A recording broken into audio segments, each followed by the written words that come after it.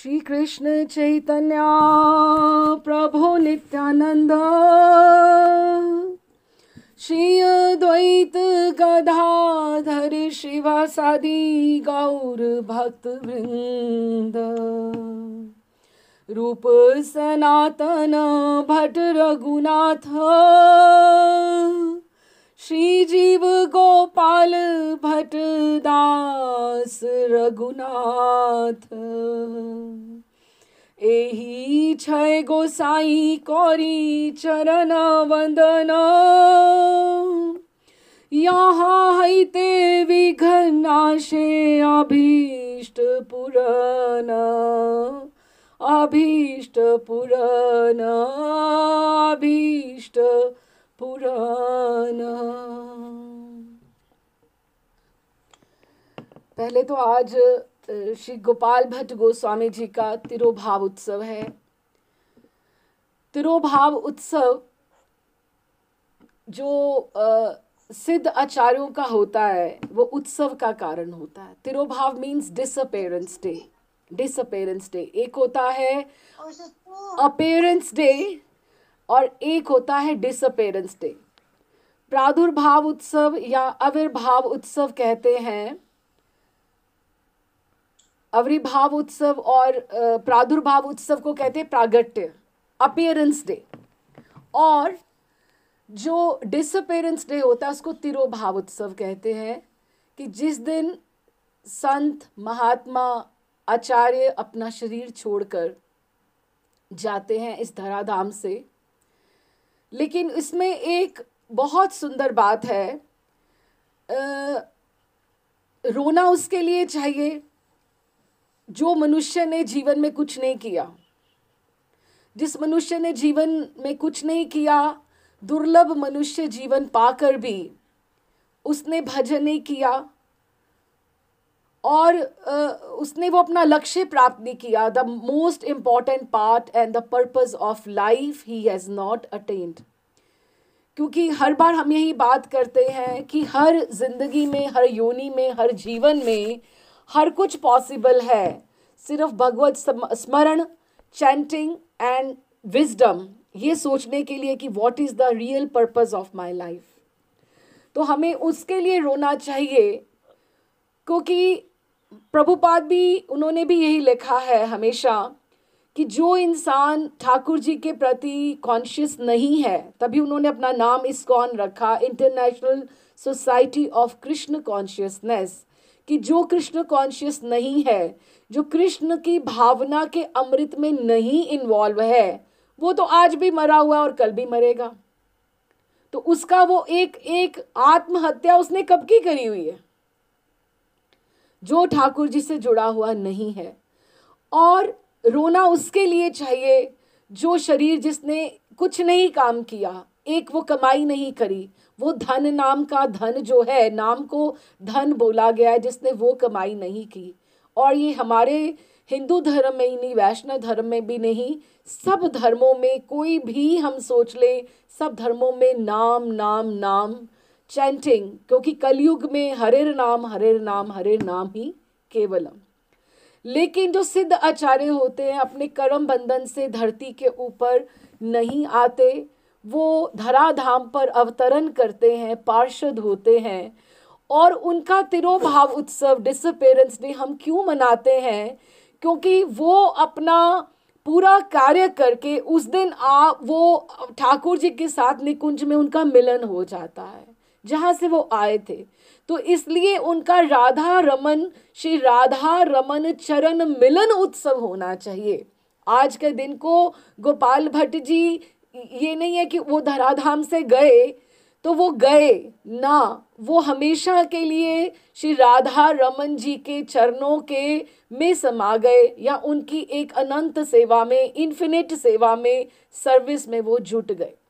वो यहाँ पे हैं और हमेशा भगवत आचार्यों के रूप में, जब भी वो महाराज श्री बहुत अच्छे कहते हैं, हमेशा कहते हैं कि जब हम रूप गोस्वामी पाद का, जब हम राधा रमन जी का श्रृंगार करते हैं तो हमें पता नहीं लगता कि कब रूप गोस्वामी पाद आकर हमारे हाथों में बैठ जाते हैं और ठाकुर जी का श्रृंगार करते हैं।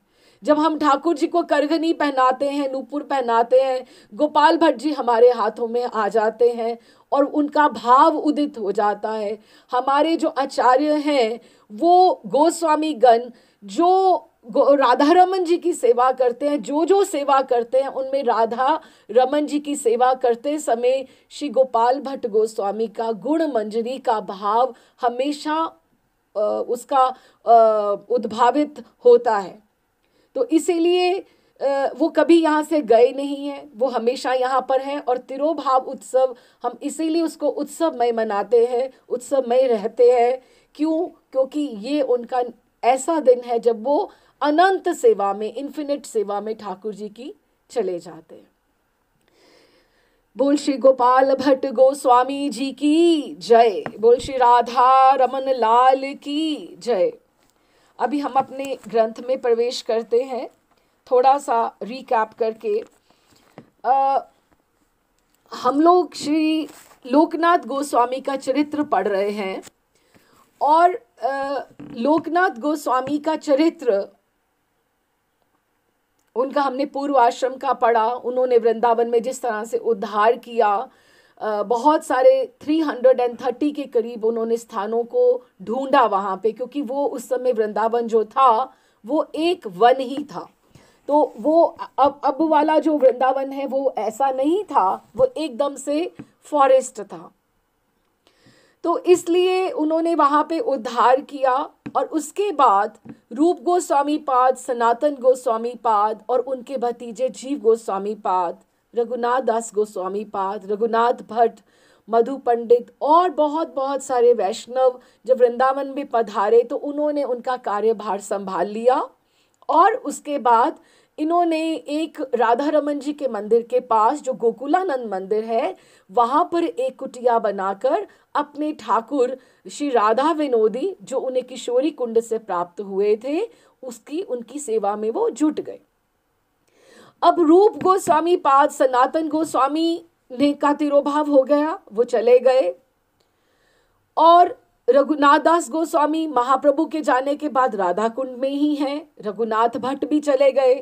तो इस समय हमारे पास वृंदावन में जब अगर हम स्थिति देखें तो श्री जीव गोस्वामी पाद जो है, he is like a vice chancellor of Vrindavan university, जो शास्त्रों के हिसाब से जो सबको गाइड कर रहे हैं।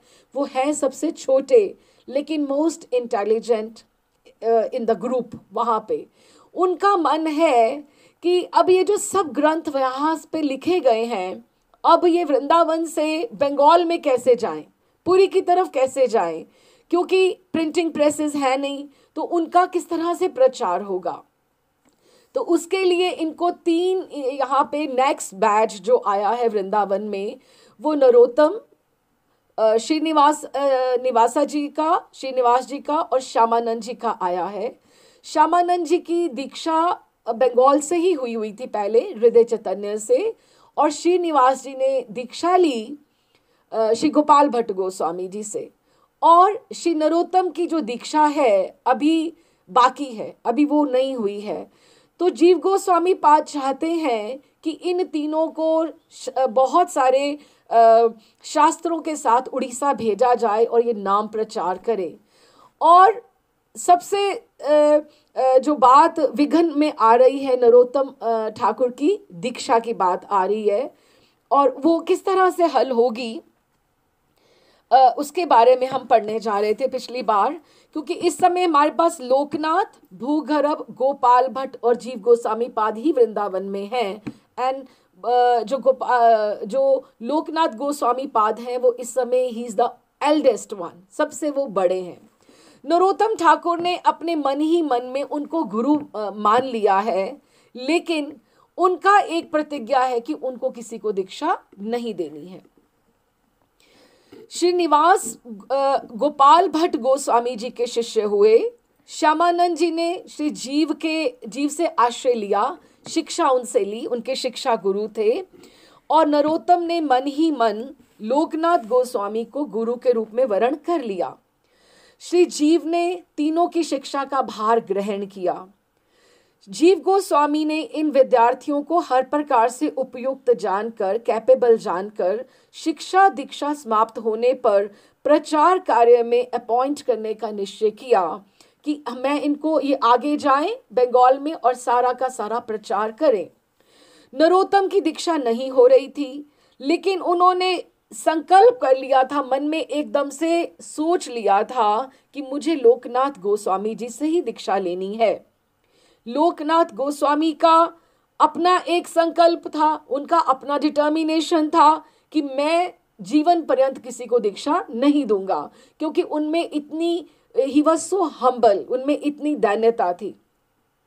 उन्होंने अभी तक किसी को दीक्षा नहीं दी थी और ना ही आगे देने का उनका विचार था। दीक्षा लिए बिना नरोत्तम का ब्रिज से बाहर जाना संभव ही नहीं था। श्री जीव और अन्य साधुगण इस समस्या को गंभीरता से समझ रहे थे।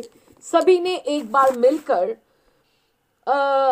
सबने लोकनाथ गोस्वामी जी से विनयपूर्ण आग्रह किया, रिक्वेस्ट की कि आप यदि नरोत्तम पर कृपा ना करेंगे तो उसे प्रचार के लिए बाहर भेजना संभव ना होगा। आप जानते हैं कि नरोत्तम उत्तर बंगाल के राजा के समान वैभवशाली जमींदार का पुत्र है। He was coming from a very, very big and royal family, Narottam Thakur.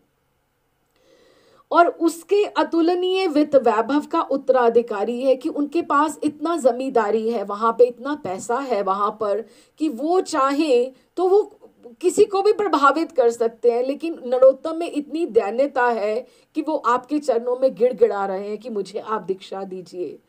इतना सब वैभव होने के बावजूद भी, इतनी ऑप्युलेंस उनके पास होने के बावजूद भी वे जन्म से ही वैरागी हैं, डिटैच्ड हैं, भजन निष्ठ हैं और शास्त्रों का उनको ज्ञान है।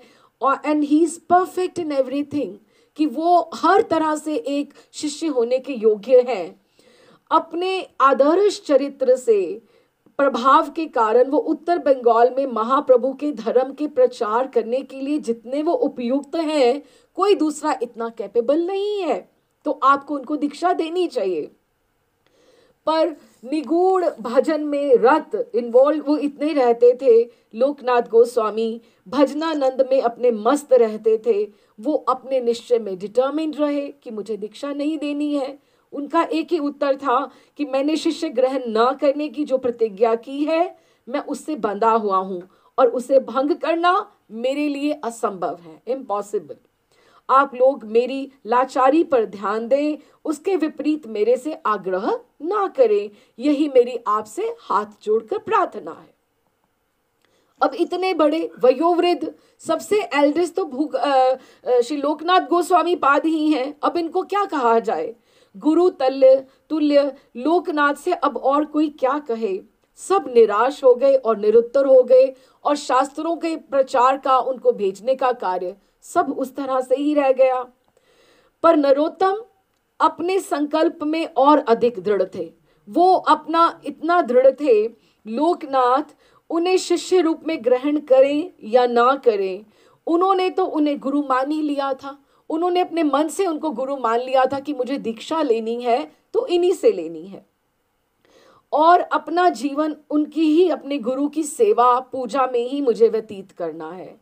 नरोत्तम थे राजशाही के राजा कृष्णानंद के पुत्र थे। कृष्णानंद राजशाही के खेतरी ग्राम में रहते थे, बंगाल साइड पे।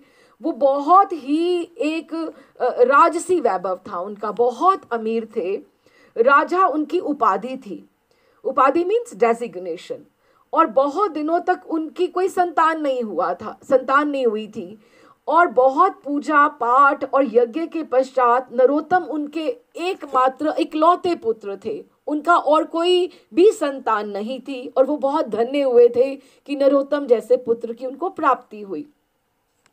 पर नरोत्तम बचपन से ही महाप्रभु के चैतन्य महाप्रभु के आदर्श से एकदम से ज्ञान प्राप्त करके उनका अपना असीम, जो उनका इन्फिनिट, उनका जो रॉयल वो जो सब था, राजसी प्रवेश था, वो सबको, वो वैभव को त्याग करके कृष्ण प्रेम प्राप्ति के पथ पर एकदम से पथिक बनने के उद्देश्य से वो वृंदावन भाग आए थे, वृंदावन वो आ गए थे कि उनको वहां पर राजा जैसे वो सब कुछ नहीं स्वीकार था। लेकिन अभी दीक्षा लाभ किए बिना इस रास्ते का जो शिष्य बनना बहुत मुश्किल था। जब तक गुरु ही नहीं कृपा करे तो स्पिरिचुअल प्रोग्रेस कैसे हो सकती है। और लोकनाथ गोस्वामी को वो जैसे मन से मान चुके थे कि यही मेरे गुरु हैं, उनको अपना तन मन सब उन्होंने समर्पण कर रखा था, इसलिए अब उनकी सेवा में जीवन व्यतीत करने के सिवा उनके पास दूसरा और कोई चारा ही नहीं था। अब लोकनाथ की भजन कुटी थी वृंदावन के एक निभृत वन में। अब जो राधा रमन जी का मंदिर है, गोकुलानंद जी का मंदिर है, इस समय हमें सब दिखाई देता है सड़क, लेकिन उस समय वो सारा फॉरेस्ट था, बिल्कुल वहां पे और कोई नहीं था। दोनों ही मंदिर, वहां पर इतने बड़े मंदिर भी नहीं थे, वो भी राजा लोगों ने बाद में बनाए हैं, छोटी छोटी वहां पर कुटिया थी।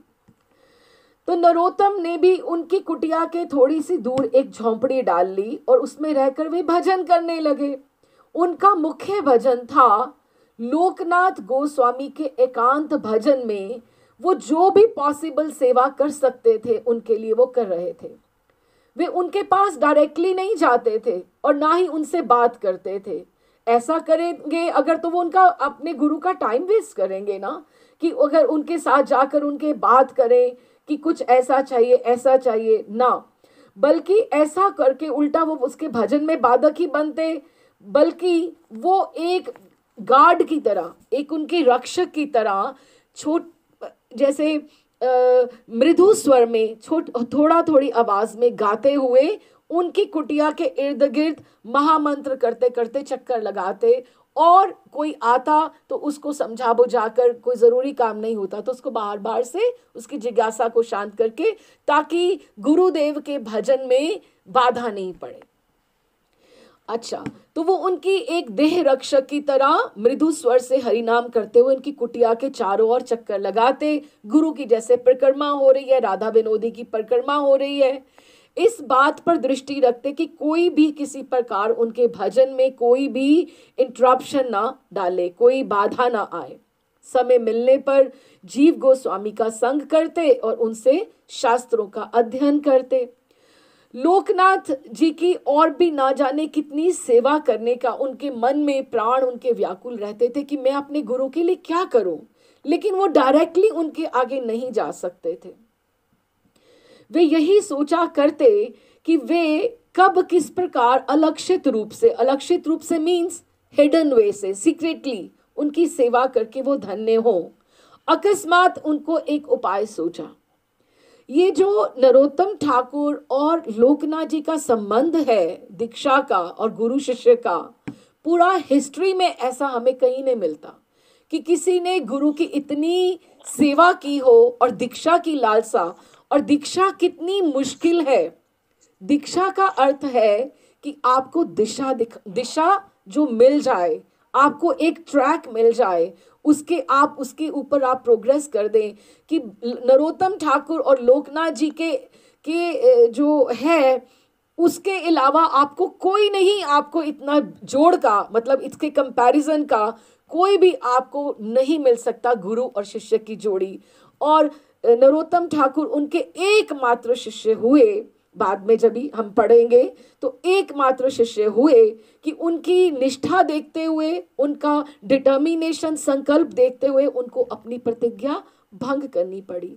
लेकिन हमें ये समझना चाहिए कि नरोत्तम ठाकुर हालांकि सिद्ध परिकर है, वो मंजरी हैं, वो पार्षद हैं, परिकर हैं, और लोकनाथ जी भी हैं, लेकिन फिर भी उन्हें दीक्षा की क्यों आवश्यकता थी? दीक्षा की आवश्यकता, दीक्षा एक पुनर्जन्म की तरह है, जिसकी एक अगर हमें स्पिरिचुअली प्रोग्रेस करनी है तो उसकी बहुत जरूरत होती है। तो अब लोकनाथ गोस्वामी प्रातः अंधियारा रहते निकट के वन में एक निर्दिष्ट स्थान पर शौच के लिए जाया करते थे। निर्दिष्ट स्थान पर शौच के लिए जाया करते थे।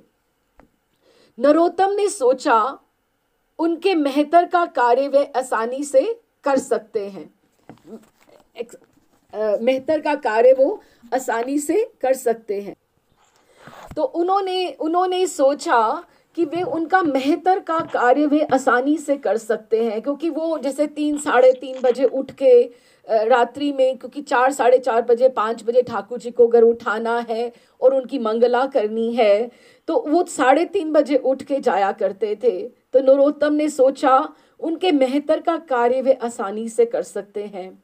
जब वे शौच से निवृत्त होकर कुटिया को लौट आए तो वो उस स्थान से जहां वो रोज जाते हैं उनके मल को किसी ठीकरे से, किसी स्टोन से उठाकर फेंक सकते हैं, उसे झाड़ू लगाकर परिष्कार कर सकते हैं, मार्जन उसका कर सकते हैं, और उनकी कुटिया से वहां तक के जाने का रास्ता झाड़ू लगाकर साफ कर सकते हैं कि गुरुदेव के जो पांव हैं उसमें झाड़ियां नहीं आए।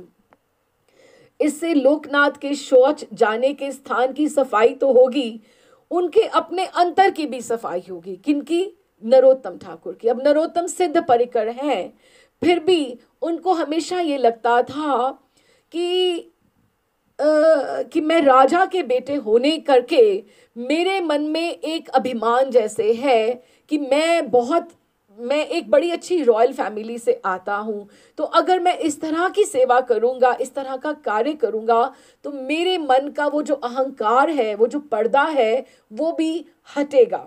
वैसे भी जो एक तो प्रारब्ध करके और एक कहीं किसी मंदिर की ये जो सफाइयाँ होती हैं, पोछा लगाना, झाड़ू लगाना, सफाइयाँ करना, मार्जन करना, एक तो इससे हमारा प्रारब्ध कटता है, और एक हमारा जो अभिमान है, जो सोनी सेवा जिसको हम बोलते हैं, सोनी सेवा बोलते हैं, ये मंदिरों में करने से हमारा अभिमान भी, हमारा वो भी हटता है और इससे प्रारब्ध भी मिटता है। ऐसा काम अगर हम देखें गुरुद्वारों में, वो जिसको वो जूतों की जो सेवा रहती है वहाँ पे हमेशा सब बड़े मन से करते हैं। उसमें क्या हमारे में विनम्रता आती है, दैन्यता आती है कि ऐसे काम में हमें आगे बढ़कर आना चाहिए। कदाचित नरोत्तम ठाकुर के मन में भाव जागा कि यद्यपि वे राजकुमार के समान वैभव और मान सम्मान को त्याग कर वृंदावन तो चले आए हैं, लेकिन उनके मन में ये थोड़ा भाव तो बना ही हुआ है कि मैं एक पीछे से रॉयल फैमिली से आया हूँ। वृंदावन में प्रायः सभी लोग उन्हें राजा के लड़के के रूप में जानते हैं और उनके प्रति आदर का भाव भी रखते हैं, और एकदम से उनके सखा नहीं बनते हैं, एकदम से संकोच, थोड़ा सा रिस्पेक्टफुली उनको आगे ऐसे प्रदर्शित करते हैं। इससे उनके सूक्ष्म अहंकार की वृद्धि होती है कि उनमें मन में थोड़ा कहीं दबा हुआ अगर ये अहंकार है तो उससे उनको लगता है कि हाँ, मैं एक राजा की संतान हूँ, क्यों ना मैं अपने मन से वो जो मुझे मन में वो बात है अहंकार की, मैं उसको जड़ से उखाड़ फेंकूं और लोकनाथ गोस्वामी का मेहतर बनके, क्योंकि मेहतर बनने से अधिक और नीची शूद्र जाति की सेवा और कौन सी हो सकती है। बस वे इस कार्य में जुट गए। नित्य 4 दंड रहते, 4 दंड मतलब थोड़ा समय रहते उनको, ही वॉज टाइमिंग हिज गुरु जी कि किस समय वो जाते हैं, उससे थोड़ा देर पहले वो शौच के स्थान पर जाते, उसे झाड़ू से झाड़ पहुंचकर साफ करते और पास में रख देते बर्तन में जल और हाथ धोने के लिए छनी हुई मिट्टी रख देते और कुछ दूर जाकर पेड़ों के पीछे स्वयं खड़े हो जाते।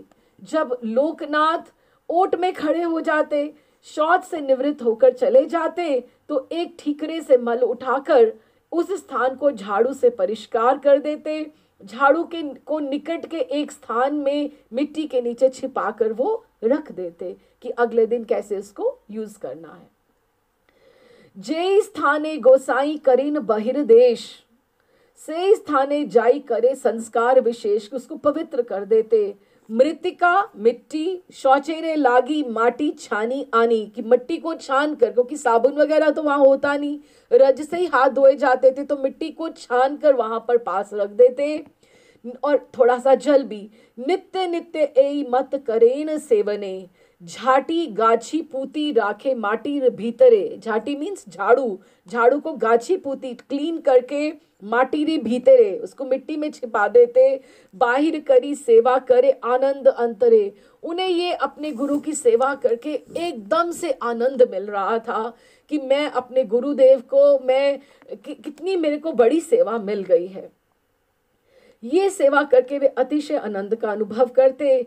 झाड़ू को गुरु चरण प्राप्ति का एकमात्र साधन मानकर नेत्र जल उनके बहने शुरू हो जाते, नेत्रों से जल बहना शुरू हो जाता कि झाड़ू के माध्यम से ये सेवा मुझे मिल रही है। आपना रे धन्य माने शरीर सफल, कि मेरा शरीर सफल हो गया है, मैं धन्य हो गया हूँ। प्रभु रे चरण प्राप्त एई मोर बल, कि मैं गुरु को ऐसे ही प्राप्त करूंगा। कहते कहते कांधे झाटा बुके दिए, कांधे मीन्स रोना, बुके हृदय, कि एकदम से उनका मन भर आता था। 5-7 धारा बहे मुखे बहे, कि रोज उनके अश्रुपात होते थे, उनको इस तरह से होता था। लोकनाथ जी ने प्रथम दिन ही उनको समझ में कुछ आ गया कि किसी व्यक्ति ने अलक्षित रूप से, कि सीक्रेटली उस स्थान को साफ किया हुआ है, जल का पात्र भी रखा हुआ थोड़ी दूर और मिट्टी भी रखी हुई है उनकी सेवा के उद्देश्य से। लेकिन उन्होंने सोचा कि निकट वन में रहने वाला कोई आदिवासी उनको वृद्ध जानकर कि ये बूढ़े हैं, संत महात्मा हैं, उनकी सेवा करना चाहता है। कुछ दिन ये कार्य चलता रहा, पर दिन मास पर मास बीतते गए। कृष्ण भजन में लीन लोकनाथ गोस्वामी जी ने इधर कोई विशेष ध्यान ही नहीं दिया। लेकिन 1 साल हो गया, एक जब वर्ष हो गया, तब एक दिन हठात उन्हें जैसे धक्का लगा कि कौन है ये जो मेरे से भी पहले उठकर ये सारा कार्य करता है और इतना नियम से कर रहा है, मेरी सेवा करता है। वे जो भी हो, उससे इस प्रकार की सेवा ग्रहण करना क्या मेरे लिए अच्छा है? क्या पता वो कौन हो, मुझे ऐसी सेवा कैसे किसी से लेनी चाहिए। ये तो कार्य बहुत घृणित है, कि डिस्गस्टिंग, जैसे कि इतना कोई किसी का अपनों का भी कोई मन सिकोड़ता है अपने माता पिता के लिए भी करने के लिए, या कौन, और ये कौन कर रहा है। नहीं नहीं, मैं उसे ये घृणित कार्य अब नहीं और करने दूंगा। मुझे इसका बिल्कुल इसका विधान निकालना पड़ेगा, मुझे ढूंढना पड़ेगा कि वो कौन है। उस दिन रात्रि के वो 5 दंड रहते कि एक थोड़ा आधा घंटा और पहले अपने समय से और 1 घंटा पहले शौच के स्थान के निकट एक पेड़ के पीछे जा छिपे। कुछ ही देर के बाद अंधेरा था, एक मनुष्य को आते देखा। अंधकार के कारण वो उन्हें दूर से ना पहचान सके कि वो कौन है। और जैसे ही वो आगे आया तो उन्होंने कहा, उच्च स्वर में उन्हें लक्ष्य करके उन्होंने कहा, कौन हो तुम, पास आओ। धीरे धीरे वह निकट आया और उनके चरणों में एकदम से प्रणाम उन्होंने नमन हो गए, चरणों में लौट गए।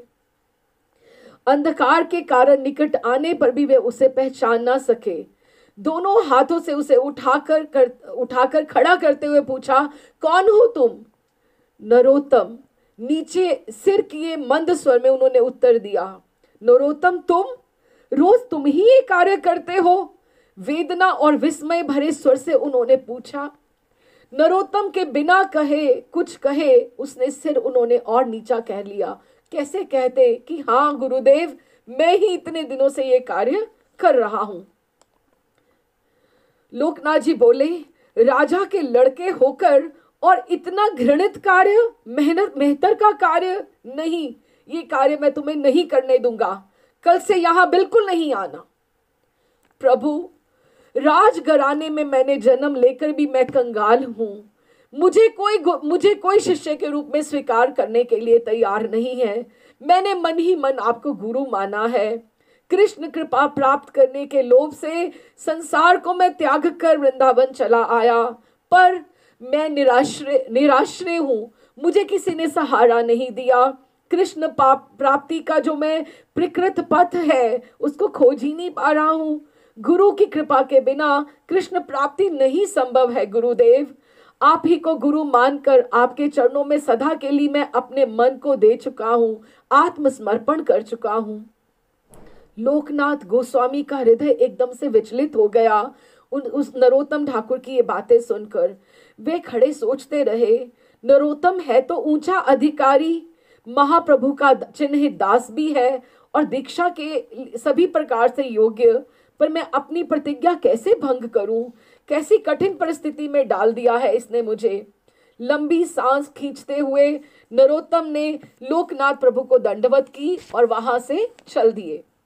दूसरे दिन जब वे लोकनाथ जी की कुटिया की परिक्रमा कर लौट रहे थे, उन्होंने वो कार्य दूसरा तो किया नहीं जो रात्रि में करते थे, लेकिन उन्होंने परिक्रमा करते हुए जब उन्होंने लोकनाथ जी ने देखा उठ के कि ये कौन है जो मुझे रोज नाम स्वर सुनाता है भगवान का, तो उन्होंने उन्हें बुलाया और कहा, वत्स, कृष्ण ने तुम्हारे ऊपर कृपा की है, मैं तुम्हारे लिए अपनी प्रतिज्ञा भंग करने को बाध्य हो गया हूं। आगामी श्रावणी पूर्णिमा को मैं तुम्हें दीक्षा दूंगा। नरोत्तम के आनंद की सीमा ना रही। आत्महारा हो रोते रोते वे लौट गए अपने गुरुदेव के चरणों में और उनके चरणों को अपने नेत्रों के जल से उन्होंने धो दिया। और गुरु दीक्षा के पश्चात प्रारंभ हुआ नरोत्तम की प्रेम साधना। सिद्ध गुरु थे और सिद्ध ही उनके शिष्य। एक क्षण में उनको समय नहीं लगा उनको सिद्धि प्राप्ति करने में। एक क्षण में उनको सब ठाकुर जी की, प्रियालाल जी की लीला की स्थलियों के और लीलाओं के निकुंजों के सब दर्शन होने शुरू हो गए गुरु का आशीर्वाद मिलते ही। साथ ही बरस पड़ी उन पर गुरु और कृपा की अजस्त्र धारा और गुरु की प्राण भरी अतरंग सेवा का एक नया क्रम जुड़ गया। लोकनाथ प्रभु तो ब्रिज रस के सिद्ध महात्मा थे। उनकी बताई पद्धति के अनुसार वही ट्रैक पे चल के, उसी रास्ते पे चलकर भजन कर उनकी कृपा से नरोत्तम ठाकुर को सिद्ध होने में देर ना लगी। नरोत्तम अब केवल नरोत्तम ना रहे, देव नहीं, वो मानव नहीं, वो देवता के रूप में एकदम से उनका रूप निखर कर आया।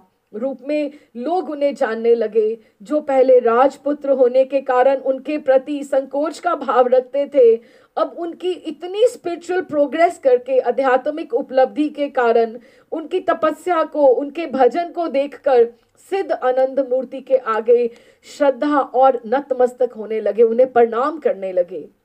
ये देखकर जीव गोस्वामी ने सब महात्माओं से परामर्श करके उन्हें ठाकुर की उपाधि दी। तब से इनका नाम हुआ नरोत्तम ठाकुर। जीव गोस्वामी ने उन्हें बोला, नरोत्तम अब नरोत्तम ठाकुर कहलाने लगे। हम इनका डिटेल में जब नरोत्तम ठाकुर का चरित्र आएगा उसके बारे में हम तब अच्छे से और पढ़ेंगे, लेकिन ये दीक्षा और इनका लोकनाथ जी के साथ जितना था वो इतना सुंदर, और ऐसे कोई शिष्य और कोई ऐसे गुरु नहीं हुए।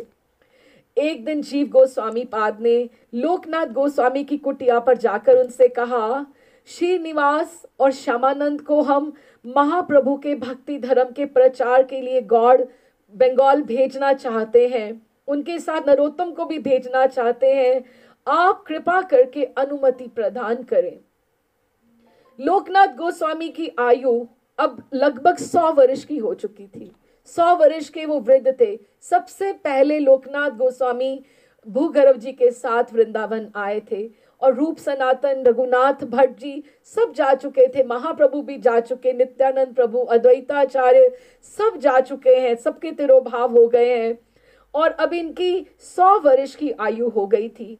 और इस अवस्था में भी वे अपना बहुत सा कार्य स्वयं करते थे, तो भी उन्हें नरोत्तम जैसे एक सेवा परायण शिष्य की बहुत आवश्यकता थी, जो उनके लिए लकड़ी बीन के ले आए, उनके लिए ठाकुर जी के लिए रसोई बना दे, क्योंकि 100 वर्ष की आयु में वृद्ध उनको एक ऐसे शिष्य समर्पित की बहुत बहुत आवश्यकता थी। और दूसरा तो कोई शिष्य उन्होंने किया ही नहीं था, कि कभी उन्होंने सोचा ही नहीं मुझे शिष्य करना ही है, और ना ही करने का विचार था। ऐसी स्थिति में नरोत्तम का उनके पास रहना आवश्यक था। फिर भी ग्रंथ सेवा के प्रचार का देखो कितना बड़ा मिशन है। जैसे वॉर फ्रंट के ऊपर माँ भेजती है कि नहीं तुम जाओ और तुम देश की रक्षा करो, कि ये महाप्रभु का मिशन है, जिसके लिए वो मिशन जिसके लिए मैंने महाप्रभु का संग नहीं किया, मैं उनको छोड़ के प्रचार के लिए मैं वृंदावन आ गया, उसी मिशन के लिए तुम आगे बढ़ो, तुम मेरी चिंता मत करो, तुम जाओ गॉड, बंगाल जाओ और वहां जाकर तुम प्रचार का, ग्रंथों का कार्य के लिए। तो उन्होंने बहुत, एक बार भी नहीं कहा कि नहीं या मुझे सोचने का कुछ समय दो। उन्होंने बहुत उल्लास के साथ, प्रसन्नता के साथ कहा, जीव गोस्वामी को कहा, ये तो बहुत आनंद की बात है, नरोत्तम को गॉड जाने की अनुमति मैं अवश्य दूंगा, वह महाप्रभु के धर्म का प्रचार करेगा। मुझे बहुत प्रसन्नता होगी कि मेरा शिष्य को ये कार्यभार आप सौंप रहे हैं कि वो आगे जाकर, और नरोत्तम ठाकुर के जो ग्रंथ हैं कितने सुंदर हैं, कितनी जो प्रार्थनाएं हैं उसमें कितनी वेदना है, और उनको ये दुख हमेशा रहा कि वो वृंदावन आए और वृंदावन वो वापस नहीं आ पाए। वृंदावन की लालसा उनके मन में आ गई। किसी को तो महाप्रभु ने बंगाल से वृंदावन भेजा और किसी को वृंदावन लाकर बंगाल में भेजा। ये हम सारे वो उनके पार्षद जो हैं, उनके हाथों के मोहरे हैं, जिसको वो अपने प्रचार कार्य के लिए कहाँ कहाँ इस्तेमाल कर रहे हैं, प्रयोग कर रहे हैं। अगर लोकनाथ गोस्वामी, रूप गोस्वामी की हम बातें सुने तो हमें पता लगता है कि उनके ग्रंथों में महाप्रभु का विरह है, और नरोत्तम ठाकुर की अगर हम ग्रंथ सुने तो उनके ग्रंथों में वृंदावन का विरह है, कि दोनों साइमल्टेनियसली, ये दोनों की दोनों वृंदावन और गौड़ की धाराएं बहती हैं। नरोत्तम को विदा करते समय उन्होंने कहा, बहुत सुंदर ये एपिसोड है, निवासाचार्य जी का जब कैरेक्टर आएगा, जीव गोस्वामी पाद का आएगा तो हम ये सारा अच्छे से पढ़ेंगे। लेकिन जब नरोत्तम को विदा कर रहे हैं लोकनाथ गोस्वामी पाद, उन्होंने कहा, वत्स, मैं हृदय से आशीर्वाद देता हूँ कि तुम्हारा ये नया व्रत सुसंपन्न हो। ये तुम्हारा व्रत है, डिटर्मिनेशन है, तुम्हारा ये इस्टेब्लिश होना चाहिए, इसको सक्सेस मिलनी चाहिए। तुम मेरे एकमात्र शिष्य हो, बहुत दिनों की अपनी प्रतिज्ञा भंग करके मैंने तुम्हें शिष्य किया है। विषय संपर्क से दूर रहना, कि तुम वहां दूर जा रहे हो, किसी और बातों में तुम मत उलझना। आठों प्रहर लीला चिंतन करते हुए एकमात्र तुम्ही को मेरी शिक्षा और दीक्षा का और साधना की दीप शिखा को प्रज्वलित करते रहना है, कि मेरे जो मैंने तुम्हें दीक्षा दी है, मेरी जो शिष्य मैंने तुम्हें स्वीकार किया है, उसकी ज्योति को तुम कभी बुझने नहीं देना। हाथ जोड़कर कातर कंठ से नरोत्तम ने गुरुदेव के चरणों में मस्तक झुकाते हुए कहा, प्रभु आज्ञा दे कि मैं ये दास गॉड से बीच बीच में आकर आपके चरणों के दर्शन कर जाए, कि मैं आपको आकर कभी कभी मिल जाया करूं आकर। लोकनाथ गोस्वामी ने तुरंत कहा, ना वत्स, अब मेरे पास आने की कोई आवश्यकता नहीं है, तुम्हारे लिए ये मेरा अंतिम दर्शन है। उन्होंने अपने मुख से ही ये बोल दिया कि वो जिए, 2 साल और जिए, 3 साल और जिए, या कभी तक कितनी देर और जिए, उन्होंने पहले ही बोल दिया कि ये मेरा अंतिम दर्शन है तुम्हारे को। उनको अब नरोत्तम ठाकुर की क्या स्थिति होगी, और ऐसे गुरुदेव को पाकर कितनी कठिनाई से उनको दीक्षा हुई, और किस तरह से वो अपने गुरु के पास रहना चाहते थे, लेकिन चैतन्य महाप्रभु के कार्य के लिए, मिशन के लिए उनको गॉड में वहां पर जाना पड़ा, अपनी गुरु सेवा को भी त्याग कर, और ये गुरु आज्ञा को वो शिरोधार्य करके आगे बढ़े। फिर भी ये सब क्यों हो रहा है, ये सब लीलाएं क्यों हो रही हैं? हम जीवों के उद्धार के लिए, हम लोगों के, कि हम अपने घर वापस ठाकुर के पास लौट सके, वहां पर हम जा सके, जो हम माया में आसक्त हुए पड़े हैं, मटीरियलिस्टिक प्लेजर्स में हम घुसे पड़े हैं, कि हमें इन संत महात्माओं का आश्रय मिले, इनका स्वाध्याय मिले। हमारे पास कोई ऐसा संत महात्मा नहीं है, साधु नहीं है आजकल कलयुग में जिसका हम संग कर पाए, लेकिन हमारे पास इन संतों का, इन आचार्यों का जो चरित्र है, ये सबसे बड़ा संग है, यही संग है। और ये वैष्णव आचार्य जो हुए हैं, इनके संग से ठाकुर का चरित्र भी पढ़े, अगर हम उनकी महिमा का भी गुणगान करें, तो ठाकुर इतने प्रसन्न नहीं होते हैं। ठाकुर इतने प्रसन्न नहीं होते हैं। ठाकुर का चरित्र का चिंतन करने से हमें क्या पता लगता है? ठाकुर के ऐश्वर्य के बारे में, उनकी ऑपुलेंस के बारे में, उनकी ग्लोरीज के बारे में, उनकी महिमा के बारे में। लेकिन जब हम उनके भक्तों का, उनके शिष्यों का, ठाकुर जी के हम भक्तों का चरित्र का चिंतन करते हैं तो हमें ठाकुर जी के स्वभाव का पता लगता है, उनकी करुणा का पता लगता है कि ठाकुर जी ने कैसे कैसे किस रूप में आकर उनके ऊपर करुणा करी। और करुणा क्या है, स्वभाव क्या है, कि अगर हमें ठाकुर जी का आज स्वभाव पता लगेगा, उनकी करुणा का पता लगेगा, तो ही तो हम भगवान से प्रीति कर पाएंगे ना। जब तक हमें स्वरूप तो हमें भगवान का दिख रहा है कि ठाकुर कैसे हैं, लेकिन जब तक ठाकुर की हमें करुणा सिंधु का, हमें पतित पावन का, हमें उसका स्वरूप का नहीं पता लगेगा, हम ठाकुर से कैसे प्रीति कर पाएंगे? और बिना प्रीति करे हम भक्ति के पथ के ऊपर कैसे चल पाएंगे?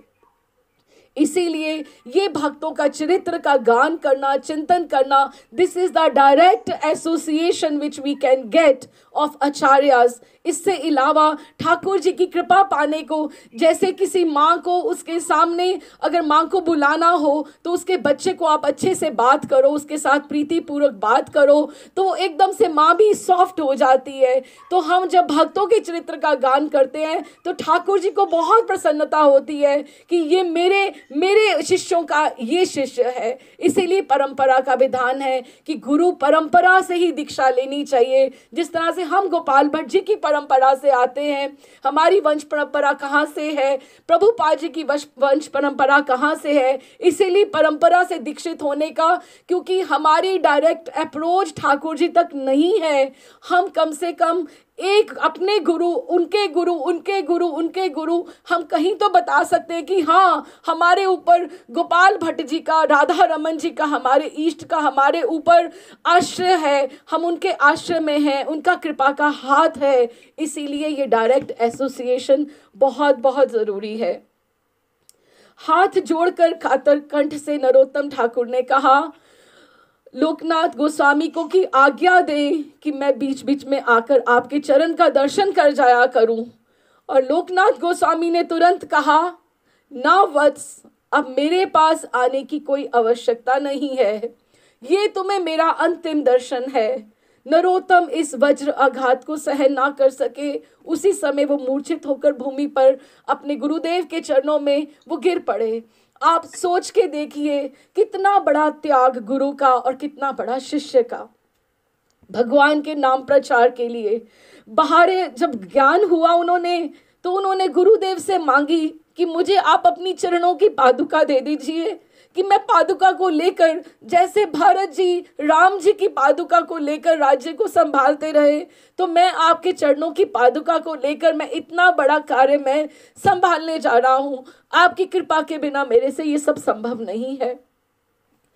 और जब उन्होंने अपने चरणों की पादुका दी, उसे हृदय से लगाकर निवासाचार्य और श्यामानंद के साथ चल पड़े। वो वृंदावन से ग्रंथों के 4 बड़े संदूक लेकर, 2 बैलगाड़ियों पर साथ लेकर, प्रेम धर्म के प्रचार के उद्देश्य से, कोई बंगाल से वृंदावन आ रहा है और कोई वृंदावन से बंगाल जा रहा है, सबकी कर्म भूमि है, किसको कहाँ स्थान दिया हुआ है ठाकुर ने। इस तरह से आगे उनकी यात्रा जैसे चलेगी वो तो हम बाद में, जैसे उनका कैरेक्टर आएगा तो वो फिर उसके बारे में हम विस्तार से पढ़ेंगे कि उन्होंने कैसे नाम प्रचार किया। लोकनाथ जी का अभी चैतन्य चरितामृत की रचना में, चैतन्य चरितामृत की जो रचना हुई, जो कृष्णदास कविराज ने करी, उसमें लोकनाथ और भूगर्भ जी का भी बहुत हाथ रहा, ये प्रसिद्ध है। गोविंद जी के मंदिर में नित्य, गोविंद जी का जो मंदिर है रंग जी के मंदिर के सामने में गोमा टीला पे श्रीमद् भागवत का नित्य पाठ हुआ करता था। श्री गदाधर भट्ट, रघुनाथ भट्ट गोस्वामी पाठ किया करते थे। लोकनाथ गोस्वामी, भूगर्भ गोस्वामी और जीव गोस्वामी समेत वृंदावन के सभी महात्मा वहां पर बैठकर पाठ सुना करते थे। उसी बीच वृंदावन दास ने चैतन्य भागवत की रचना समाप्त की। चैतन्य भागवत जो लिखी गई वृंदावन दास ठाकुर ने लिखी, और उसकी उन्होंने एक प्रति बंगाल से वृंदावन में भेजी, बताने के लिए कि ये ग्रंथ लिखा गया है। तो गोविंद जी के मंदिर में सब लोग भागवत का पाठ उन्होंने कुछ देर के लिए रोक दिया और उन्होंने चैतन्य भागवत का जो वो प्रति बंगाल से आई थी उसके बारे में पढ़ने लगे। सबको बहुत सुख मिला कि चैतन्य भागवत बहुत सुंदर है, पर सबके मन में ये शोभ रहा कि महाप्रभु की जो गूढ़ अंतरंग रस है इसमें नहीं लिखा गया है। और सबने मिलकर कृष्णदास कविराज को कहा कि महाप्रभु की शेष लीला का विशेष रूप से आप वर्णन कर सकते हैं, क्योंकि आपने महाप्रभु के साथ आप रहे हैं। कृष्णदास कविराज भी उस समय 90 साल की उनकी आयु थी और उन्होंने, उनके लिए बहुत ही कठिन कार्य था और उन्होंने उनको कहा, विशेष रूप से लोकनाथ प्रभु ने और भूगर्भ जी ने उन्हें कहा कि आप चैतन्य चरितामृत की ग्रंथ की रचना कीजिए, इससे जगत का उद्धार होगा। इनमें भूगर्भ गोस्वामी और यही दोनों विशेष थे। तो इसीलिए कविराज गोस्वामी ने चैतन्य चरितामृत में आग्रह करने वाले लोगों में से जिनके नामों का उल्लेख किया है उनमें भूगर्भ गोस्वामी और उनके शिष्यों का नाम सबसे पहले दिया है। पंडित गोसाई शिष्य भूगर्भ गोसाई, गौर कथा बिना तार मुख्य अन्य नाई। लेकिन लोकनाथ प्रभु का नाम उनके जीते जीते किसी ने अपने ग्रंथ में लिखने की कोई हिम्मत नहीं कर सका। अब भूगर्भ जी का नाम आए जो उनके साथ रहे हमेशा, तो उनका ना आए कैसे ये संभव हो सकता था। लेकिन उनकी दैन्यता ऐसी थी कि उन्होंने चैतन्य चरितामृत की लंबी सूची में इतनी लंबा वो प्यार है जिसमें उन्होंने सबके नाम एक एक के गिनाए हैं, लेकिन लोकनाथ गोस्वामी का नाम किसी सूची में नहीं है। ग्रंथ में और कहीं भी उनके नाम का उल्लेख नहीं है। यद्यपि उन्होंने इसकी रचना में कविराज को गोस्वामी की बहुत सहायता की थी, क्योंकि वो बचपन से महाप्रभु के साथ स्कूल में पढ़े थे, पाठशाला में, तो उन्हें तो उनके बचपन का बहुत ज्ञान था। भूगर्भ गोस्वामी भी केवल नाम का ही उल्लेख है, उनके विषय में भी कहीं किसी प्रकार की चर्चा नहीं है, क्योंकि इसका कारण था कि दोनों ने दैन्यवश अपने संबंध में कुछ भी ना लिखने को आदेश दिया था। दोनों महापुरुषों के जीवन काल में किसी का साहस नहीं हुआ जो उनके संबंध में कुछ लिखे। परवर्ती काल में भक्ति रत्नाकर और प्रेम विलास आदि ग्रंथों में लोकनाथ गोस्वामी के संबंध में थोड़ा बहुत लिखा गया, पर भूगर्भ गोस्वामी के संबंध में हमें बहुत जानकारी नहीं मिलती है। इसीलिए उनके संबंध में हमारी जानकारी इसके सिवा और कुछ नहीं है कि वे महापंडित थे और लोकनाथ गोस्वामी के साथ हमेशा रहे और तीर्थ उद्धार के कार्य में उन्होंने लोकनाथ गोस्वामी के साथ महाप्रभु के इस महान कार्य में दोनों ने बहुत आगे बढ़कर पूरा कार्य किया। लोकनाथ और भूगर्भ गोस्वामी जी ने कोई भी ग्रंथ नहीं अपने जीवन काल में लिखा, क्योंकि उसके लिए उनको समय भी नहीं था, क्योंकि वो सब समय नाम जप करते रहे और अष्टकालीन 8 प्रहर वो भगवान की लीला चिंतन में रहते थे। और उन्होंने आने से पहले, रूप सनातन से आने से पहले ऑलमोस्ट 330 स्थानों का उद्धार किया, उसको ढूंढा, तो उनके पास ग्रंथ लिखने का विशेष समय ही नहीं मिला। सन 1583 1583 एंड 1588 के बीच किसी समय श्रावण कृष्ण पक्ष की अष्टमी तिथि को, यही महीना है लोकनाथ गोस्वामी का, मुझे लगता है शायद कल परसों ही तिरोभाव उत्सव होगा। And this is very perfect time that हम लोग उनके ग्रंथ का, उनके चरित्र का हमने चिंतन किया है और अपनी श्रद्धांजलि उनको नमन कर रहे हैं हम लोग। तो इसी समय में ये कृष्ण पक्ष चल रहा है श्रावण मास का, और अष्टमी तिथि को वृंदावन के सम उद्धार के अग्रदूत, सबसे पहले जो आए थे अग्रदूत लोकनाथ गोस्वामी का अंतर्ध्यान हो गया, उनका तिरोभाव हुआ, उन्होंने वृंदावन में शरीर छोड़ा। वृंदावन में श्री विश्वनाथ चक्रवर्ती के ठाकुर गोकुलानंद के मंदिर के निकट उनकी, वहीं पे राधा विनोदी ठाकुर हैं, और गोकुलानंद मंदिर में श्री लोकनाथ जी की समाधि है और उनके ठाकुर राधा विनोद भी वहीं पर मंदिर में उनकी सेवा होती है। जो भी वृंदावन जाए, श्री गोकुलानंद जी के, ठाकुर जी के और राधा विनोदी ठाकुर जी के बिल्कुल राधा रमन जी के बगल में वो मंदिर है। मुश्किल से 2-3 मिनट की भी वॉक नहीं है, उसके अवश्य दर्शन करने चाहिए और उनकी समाधियों पे प्रणाम करना चाहिए। भक्ति पथ पर हम आगे बढ़ सके, हमें भी इतनी दैन्यता मिले, विनम्रता हम में आए, और इस सब की प्रार्थना करनी चाहिए। इसके साथ हम लोग श्री लोकनाथ जी के चरित्र का विश्राम करते हैं। अगला हम श्री सनातन गोस्वामी, जो हमारे बड़े गोस्वामी षट गोस्वामी में से हैं, उनका हम अगली बार से चिंतन करेंगे। श्री बोल लोकनाथ गोस्वामी पाद की जय, श्री नरोत्तम ठाकुर की जय, लोकनाथ गोस्वामी के ठाकुर श्री राधा विनोदी ठाकुर की जय जय जय।